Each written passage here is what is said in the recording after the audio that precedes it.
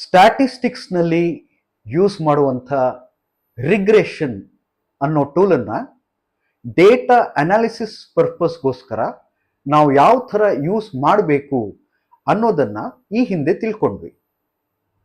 ಅಲ್ಲಿ ನಾವು ಎರಡು ಬಹಳ ಮುಖ್ಯವಾದ ವಿಚಾರನ ಹೇಳ್ತಾ ಇದ್ವಿ. ಒಂದು, ಸ್ಟ್ಯಾಟಿಸ್ಟಿಕಲ್ಲಿ ರಿಗ್ರೆಷನ್ನ ಯಾವ ಥರ ಯೂಸ್ ಮಾಡ್ತೀವಿ ಅದನ್ನು ನಾವು ಇಲ್ಲೂ ಯೂಸ್ ಮಾಡ್ತೀವಿ. ಆದರೆ ಅದಕ್ಕಿಂತ ಹೆಚ್ಚಾಗಿ ರಿಗ್ರೆಷನ್ ಅನ್ನೋದನ್ನು ಒಂದು ಮೆಷಿನ್ ಲರ್ನಿಂಗ್ ಟೂಲ್ ಆಗಿ ನಾವು ಡೇಟಾ ಅನಾಲಿಟಿಕ್ಸಲ್ಲಿ ಬಹಳ ಸಲ ಬಳಸ್ಕೋತೀವಿ ಅಂತ ಹೇಳ್ತಾ ಇದ್ವಿ. ಎರಡಕ್ಕೂ ಏನು ವ್ಯತ್ಯಾಸ ಅಂತ ನೋಡಿದ್ರೆ, ಸ್ಟ್ಯಾಟಿಸ್ಟಿಕ್ಸ್ನಲ್ಲಿ ರಿಗ್ರೆಷನ್ ಒಂದು ಡಿಸ್ಕ್ರಿಪ್ಟಿವ್ ಅನಾಲಿಸಿಸ್ ಟೂಲ್, ಅಂದರೆ ಡೇಟಾ ಯಾವ ಥರ ಇದೆ ಅದನ್ನು ಹೇಗೆ ಮಾಡೆಲ್ ಮಾಡ್ಬೋದು ಅದನ್ನು ತಿಳ್ಕೊಳ್ಳೋದಕ್ಕೆ ಒಂದು ಬಹಳ ಯೂಸ್ಫುಲ್ ಆಗಿರೋ ಟೂಲ್ ಆಗಿರುತ್ತೆ. ಆದರೆ ಅದನ್ನೇ ನಾವು ಡೇಟಾ ಅನಾಲಿಸಿಸ್ ಪರ್ಪಸ್ಗೋಸ್ಕರ ಯೂಸ್ ಮಾಡಬೇಕು ಅಂದರೆ ಡಿಸ್ಕ್ರಿಪ್ಟಿವ್ ಅನಾಲಿಸಿಸ್ ಜೊತೆಗೆ ಪ್ರೆಡಿಕ್ಟಿವ್ ಅನಾಲಿಸಿಸ್ ಟೂಲ್ ಆಗಿನೂ ರಿಗ್ರೆಷನ್ನ ನಾವು ಯೂಸ್ ಮಾಡಬೇಕಾಗತ್ತೆ. ಹೇಗೆ ಮಾಡೋದು ಅನ್ನೋದನ್ನ ಒಂದು ಎಕ್ಸಾಂಪಲ್ ಮೂಲಕ ಇವತ್ತು ತಿಳ್ಕೊಳ್ಳೋಣ. ಈಗ ಇಲ್ಲಿ ನಾನು ಒಂದು ಪ್ರಾಬ್ಲಮ್ ಅನ್ನ ಬರೆದಿದ್ದೀನಿ. ಮಳೆ ಆದರೆ ಎಷ್ಟು ಗ್ರೋತ್ ಆಗುತ್ತೆ ಪ್ಲಾಂಟ್ಸ್ ಅಲ್ಲಿ ಅನ್ನೋದರ ಒಂದು ಡೇಟಾ ಇಲ್ಲಿದೆ. ಸೊ ಇಲ್ಲಿ ನಾವು ಕ್ಲಿಯರ್ ಆಗಿ ನೋಡ್ತಿರೋ ತರ ಮಳೆ ಜಾಸ್ತಿ ಆದ್ರೆ ಪ್ಲಾಂಟ್ಗಳ ಗ್ರೋತು ಜಾಸ್ತಿ ಆಗ್ತಾ ಇದೆ. ಸೊ ಈ ಥರದ್ದು ಡೇಟಾನ ನಾವು ರಿಗ್ರೆಷನ್ ಮಾಡೆಲ್ ಅಲ್ಲಿ ಬಹಳ ಈಸಿಯಾಗಿ ಎಕ್ಸ್ಪ್ಲೈನ್ ಮಾಡ್ಬೋದು. ಈ ರೈನ್ ಫಾಲ್ ಅನ್ನೋದು ನಮಗೆ ಇಂಡಿಪೆಂಡೆಂಟ್ ವೇರಿಯಬಲ್ ಆಗಿರುತ್ತೆ, ಗ್ರೋತ್ ಅನ್ನೋದು ಡಿಪೆಂಡೆಂಟ್ ವೇರಿಯಬಲ್ ಆಗ್ತಿರುತ್ತೆ. ಅಂದ್ರೆ ಎಷ್ಟು ರೈನ್ ಫಾಲ್ ಬಂದ್ರೆ ಎಷ್ಟು ಗ್ರೋತ್ ಆಗುತ್ತೆ ಅನ್ನೋದನ್ನ ಈ ತರ ಒಂದು ಗ್ರಾಫ್ ಅಲ್ಲಿ ನಾವು ಮ್ಯಾಪ್ ಮಾಡ್ಕೋಬಹುದು. ಇಲ್ಲಿ ಎಕ್ಸ್ ಆಕ್ಸಿಸ್ ರೈನ್ ಫಾಲ್ ಆಗಿರುತ್ತೆ, ಯಾಕೆಂದ್ರೆ ಅದು ಇಂಡಿಪೆಂಡೆಂಟ್ ವೇರಿಯಬಲ್. ಗ್ರೋತ್ ಅನ್ನೋದು ವೈ ವೇರಿಯಬಲ್ ಆಗುತ್ತೆ, ಯಾಕೆಂದ್ರೆ ಅದು ಡಿಪೆಂಡೆಂಟ್ ವೇರಿಯಬಲ್. ಸೊ ಈ ಡೇಟಾನ ಬಹಳ ರಫ್ ಆಗಿ ನಾವು ಮ್ಯಾಪ್ ಮಾಡ್ತಾ ಹೋದ್ರೆ ಬಹುಶಃ ಅದು ಈ ತರ ಬರುತ್ತೆ.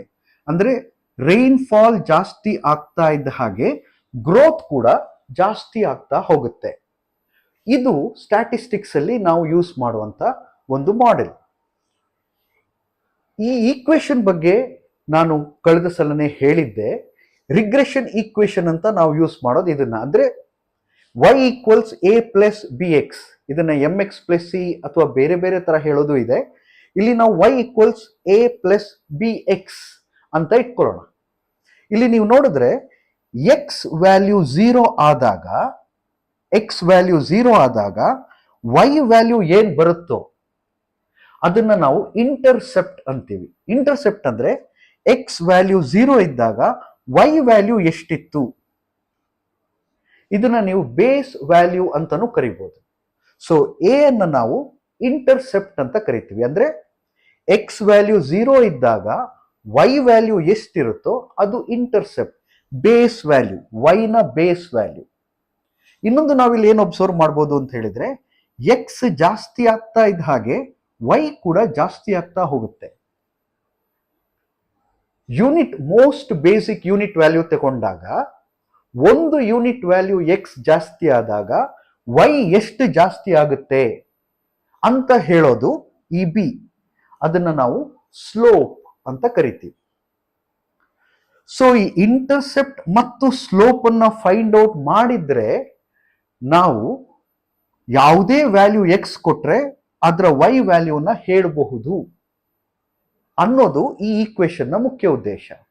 ಅಂದ್ರೆ ನಾವು ಪುನಃ ವಾಪಸ್ ಬಂದ್ರೆ ನಾನು ಆಗ್ಲೇ ಹೇಳ್ತಿದ್ದ ಹಾಗೆ ಸ್ಟ್ಯಾಟಿಸ್ಟಿಕ್ಸ್ ನಲ್ಲಿ ಡಿಸ್ಕ್ರಿಪ್ಟಿವ್ ಅನಾಲಿಸಿಸ್ ಸಾಕು. ಅಂದ್ರೆ ಡೇಟಾ ಕೊಟ್ಟಾಗ ಅದನ್ನ ಮಾಡೆಲ್ ಮಾಡೋದು ಹೇಗೆ ಅಂತ ಹೇಳಿದ್ರೆ ಸ್ಟ್ಯಾಟಿಸ್ಟಿಕ್ಸ್ ಅಲ್ಲಿ ಅಷ್ಟು ಸಾಕು. ಆದ್ರೆ ನಾವು ಡೇಟಾ ಅನಾಲಿಟಿಕ್ಸ್ ಪರ್ಪಸ್ಗೋಸ್ಕರ ರಿಗ್ರೆಷನ್ ನ ಯೂಸ್ ಮಾಡ್ತಿರೋದ್ರಿಂದ ಅಲ್ಲಿ ನಮಗೆ ಪ್ರಿಡಿಕ್ಟಿವ್ ಅನಾಲಿಸಿಸ್ ಕೂಡ ಮುಖ್ಯ ಆಗುತ್ತೆ. ಅಂದ್ರೆ ಇಲ್ಲಿ ಇಷ್ಟು ಡೇಟಾ ಇದೆ ನಿಜ, ಅದನ್ನ ಈ ತರ ನಾವು ಮಾಡೆಲ್ ಕೂಡ ಮಾಡಬಹುದು. ಆದ್ರೆ ಮುಂದೆ ಒಂದಿನ ಇಷ್ಟು ರೈನ್ ಫಾಲ್ ಆದ್ರೆ ಪ್ಲಾಂಟ್ ಗ್ರೋತ್ ಎಷ್ಟಿರುತ್ತೆ ಅಂತ ನಮಗೆ ಹೇಳಕ್ಕಾಗತ್ತಾ? ಅದು ಇಲ್ಲಿ ಪ್ರಶ್ನೆ.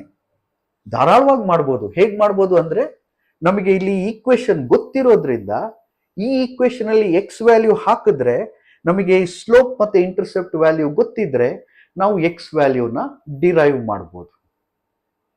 ಇದು ಒಂದು ವಿಷಯ. ಈಗ ಮುಂದಿನ ವಿಷಯ ಏನು ಅಂತಂದ್ರೆ, ಈ ಇಂಟರ್ಸೆಪ್ಟ್ ಮತ್ತೆ ಸ್ಲೋಪ್ ಇದೆರಡನ್ನ ಹೇಗೆ ಕಂಡುಹಿಡಿಯೋದು ಅಂತ. ಇದಕ್ಕೆ ಬಹಳ ಸ್ಟ್ಯಾಂಡರ್ಡ್ ಈಕ್ವೇಶನ್ಸ್ ಇದೆ.